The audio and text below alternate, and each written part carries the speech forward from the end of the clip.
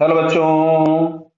यहां लिखा है two cars A and B starts racing at the same time on a flat race track which consist of two straight sectors each of length 100 metre है। शायद वो पाई, अब पाई भी ले लो, कोई फर्क नहीं पड़ता है, मीटर है। And one circular section shown in the figure. Clear है? पाई मीटर इसलिए बोल रहा हूं बिकॉज यहां पे मीटर दिया हुआ था, कोई बात नहीं। चलिए, the rule of the race is that each car must travel at constant speed at all the time without even skidding। Clear है? तो कौन सा गाड़ी, कौन सा कार रेस पहले जीतेगा? तो सबसे पहले सुनिए साहब, स्ट्रेट ट्रैक पर तो आप कितनी भी तेज चलिए, स्लिप होने का कोई चांस नहीं है। क्यों? क्योंकि यहाँ पे जो सेंट्रीपिटल एक्सेलरेशन चाहिए होगा वो जीरो चाहिए होगा। क्यों भाई?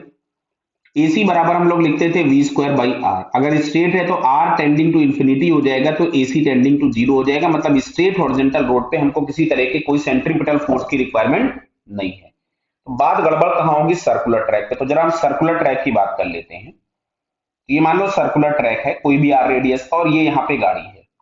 तो इस पे फ्रिक्शन लगेगा जो इसको सेंट्रीपिटल फोर्स प्रोवाइड कराएगा। मैं इसको एफ एस मैक्सिमम लिख देता हूं। तो F S maximum is equal to हम लोग लिखेंगे एम इंटू ए सी, और एफ एस मैक्सिमम को मैं लिख देता हूं mu into n, m into a c. समझ में आ रहा है ना? हॉरिजॉन्टल रोड दिया है, देखिए हॉरिजॉन्टल कहां गया, दिखा हुआ था कहीं पर, स्ट्रेट सेगमेंट।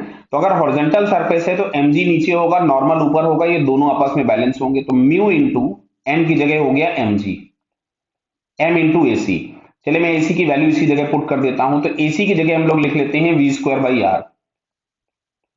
भाई इस एम से एम कैंसिल हो गया, तो जो भी हम लोगों के पास वेलोसिटी आ रही है सर्कुलर ट्रैक पे, वो आ रही है under root of mu r g. अच्छा, मैं ए और बी दोनों की वेलोसिटीज अलग अलग निकाल लेता हूं। तो वी ए अगर हम लोगों ने निकाला तो अंडरवुड ऑफ म्यू ए दिया है 0.1, दिख रहा है आपको 0.1, आर ए दिया है 100 इंटू जी। ये फाइनली आपके पास आया 10 मीटर पर सेकेंड। अच्छा, मैं वेलोसिटी ऑफ बी निकालता हूं, तो इसकी जगह मैं लिखूंगा अंडरवुड ऑफ म्यू, मतलब म्यू बी 0.2। भाई इसका रेडियस दिया है 200 इंटू 10। ये समझ में आ रहा है? ये आ गया हमारे पास 20 मीटर पर सेकेंड।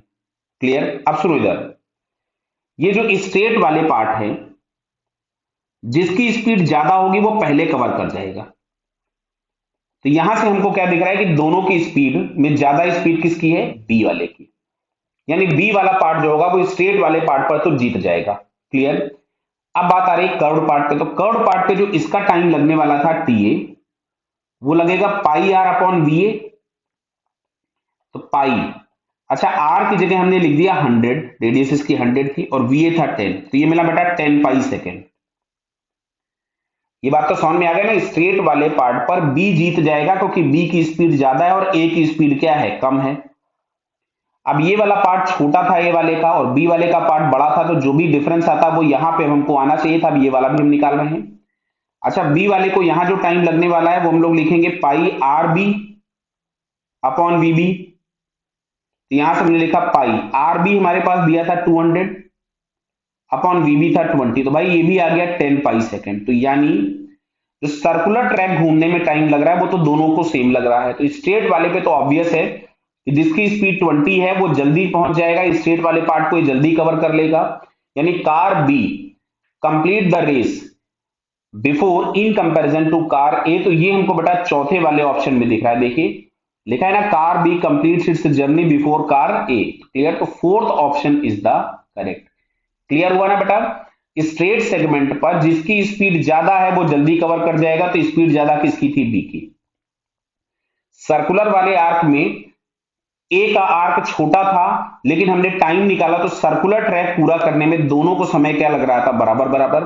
तो दोनों का समय बराबर हो गया, तो जो स्ट्रेट सेगमेंट पे लीड ले लेगा वो जीत जाएगा, मतलब B will be the winner. So fourth answer is correct. Okay बेटा, ऑल द बेस्ट।